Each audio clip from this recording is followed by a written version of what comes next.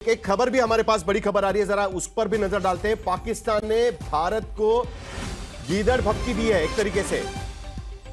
भारत ने जिस तरीके के कदम उठाए उसके बाद उनका कहना है कि भारत हमला करेगा तो हम भी जवाब देंगे, पाकिस्तान की तरफ से कहा गया है। आज उनकी नेशनल सिक्योरिटी की मीटिंग बुलाई गई थी प्रधानमंत्री की तरफ से, पाकिस्तान के प्रधानमंत्री ने। उसके बाद पाकिस्तान के विदेश मंत्री ने यह बयान दिया है कि भारत सिंधु नदी का पानी नहीं रोक सकता, पाकिस्तान कह रही है। 1948 में इससे पहले यह पानी रोका गया था, उसके बाद यह ट्रीटी बनाई गई थी। 9 साल की चर्चा के बाद ट्रीटी बनाई गई थी और अब पाकिस्तान कह रहा है कि भारत हमला करेगा तो हम भी जवाब देंगे, पाकिस्तान की तरफ से। पाकिस्तान के विदेश मंत्री की तरफ से यह बयान यहां पर दिया गया है। मेजर जनरल संजय मेस्टन हमारे साथ इस वक्त मौजूद है। जिस स्टेटमेंट का मैंने जिक्र किया प्रधानमंत्री के, अब यह आतंकी जमीन क्या मानकर चले हम? क्या पाकिस्तान ऑक्यूपाइड कश्मीर मानकर चले जहां पर इनके टेरर कैंप्स लगते हैं? क्योंकि कल सूत्रों के हवाले से हमने एक खबर चलाई थी कि 42 जगह पर इस तरीके के कैंप्स हो सकते हैं। या पूरा पाकिस्तान ही एक तरीके से हम इस आतंकी जमीन को मानकर चले जिसको मिट्टी में मिलाने की बात प्रधानमंत्री कर रहे हैं? Major general Sanjay Meston. साहिल, जय Hind.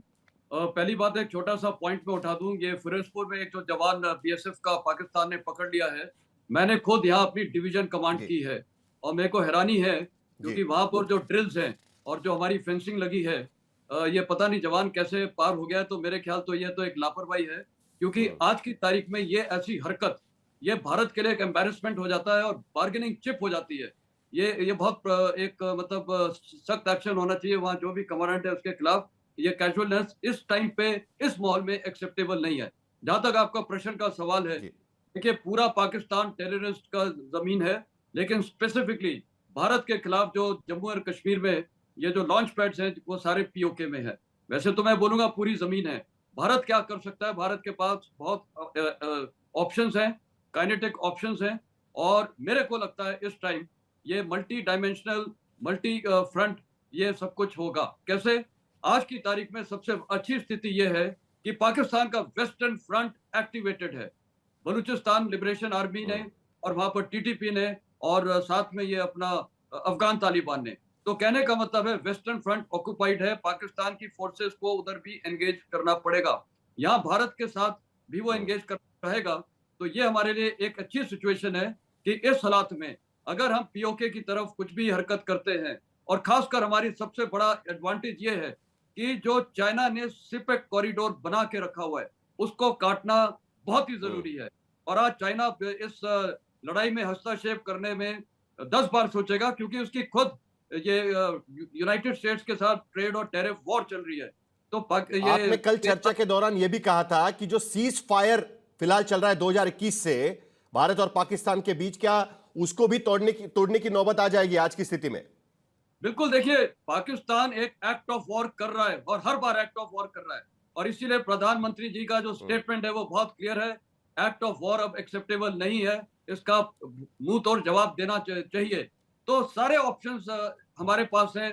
Punitive actions, line of control में आर्टिलरी फायर, हम छोटे छोटे पोस्ट इनके कैप्चर कर सकते हैं, सब कुछ पॉसिबल है। और पीओके में सबसे बड़ा हमारा साथ कौन देगा ये लड़ाई में जब ये होगी?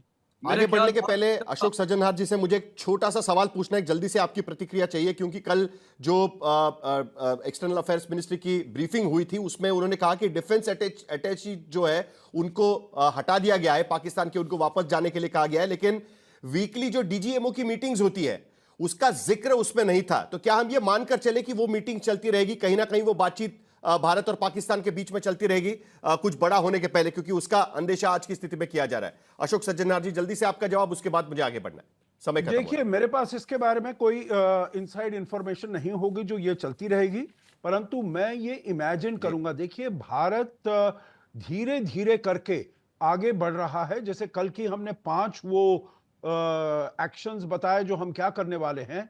आज हमने और भी अनाउंस किया है जो मेडिकल वीजास भी हैं, वो भी जो पाकिस्तानी यहां पर आए हुए हैं उस पर वो नहीं रह पाएंगे।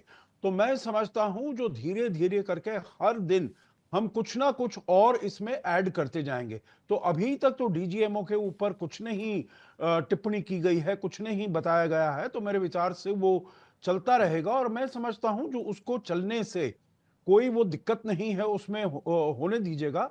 और अगर भारत समझता है आगे चलते हुए जो ये हमारे लिए कोई पर्पस सर्व नहीं कर रहा है, तो हम उसको रद्द भी कर सकते हैं, परंतु नॉर्मल उसका रद्द जो भी कर काम सकते होता हैं। है, जब आखिर में टेंशन हो, 1 मिनट दोनों मेरे पास देशों में। बाकी है, 30 सेकंड में दोनों प्रवक्ताओं से जवाब। अखिलेश प्रताप सिंह जी, या इस जो भी कोई अकल्पनीय अनइमेजिनेबल करने की बात प्रधानमंत्री कर रहे हैं, विपक्ष होने के नाते उसको सपोर्ट रहेगा पूरी तरीके से? देखिए, देश हम सबका है, हम लोग आपस में विचारधाराओं के प्रतिद्वंदी है, देश सबका है, हम उम्मीद भी करते हैं, लेकिन बातें आत्ममुग्ध होने वाली नहीं होनी चाहिए।